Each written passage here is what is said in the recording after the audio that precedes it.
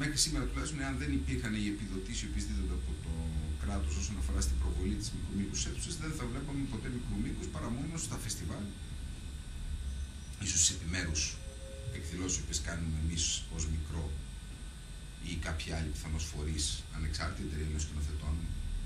Αλλά η αίθουσα δεν έχει κανένα λόγο να προβάλλεται μικρομήκους, διότι πλέον οι ταινίες, τουλάχιστον αυτές οι οποίες προορίζονται για το ευρύ κοινό, προκαταβολικά ξέρουμε τη διάρκεια τους, καταλαμβάνουν το μέγιστο χρόνο προβολής, οπότε δεν έχει χώρο για τη μικρομήκους. Δεν είναι όμως ένας εξοβετισμός μικρομήκους, δεν υπάρχει δηλαδή διωγμός μικρομήκους, είναι ότι καλός ή κακός. Ο χρόνος αυτός πληρώνεται και η μικρομήκους δεν αποφέρει ποτέ τα χρήματα τα οποία αναμένονται. Είναι μια πολύ φυσική εξέλιξη.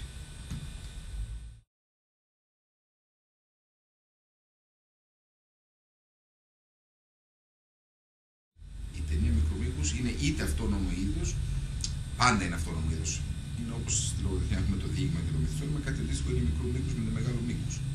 Εν τούτης, πάρα πολλές φορές, παρότι βεβαίως μπορεί να υπάρξει, και αυτό σημαίνει δηλαδή ότι ένας σκηνοθέτης που κάνει μια ταινία μεγάλου μήκους, ένας παραγωγός που παράγει μεγάλου μήκους, δεν σημαίνει ότι δεν μπορεί να παράγει να σκηνοθετήσει μια μικρού μήκους.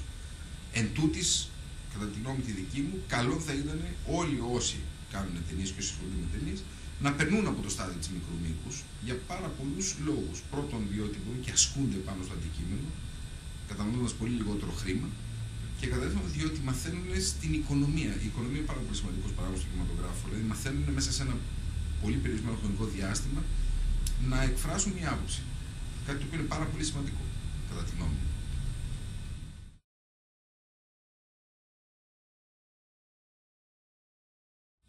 Προσωπικά πιστεύω ότι το Φεστιβάλ Δράμας όχι μόνο πρέπει να συνεχίσει να υφίσταται, αλλά πρέπει και να ενισχυθεί ακόμη περισσότερο. Και ειδικά ως προς το διεθνές. Το οποίο, ως γνωστόν βεβαίως, πλέον έχει περιληφθεί στα 13 καλύτερα φεστιβάλ του κόσμου ταινιών μικρού μήκους.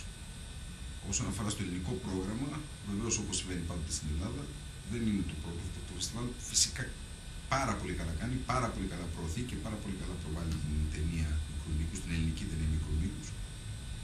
Κάτι το οποίο ούτως ή άλλως θεωρώ ότι είναι μέλημα όχι μόνο δικό του, αλλά και όλων των φορέων, όσων τουλάχιστον ασχολούνται με την κινηματογράφη.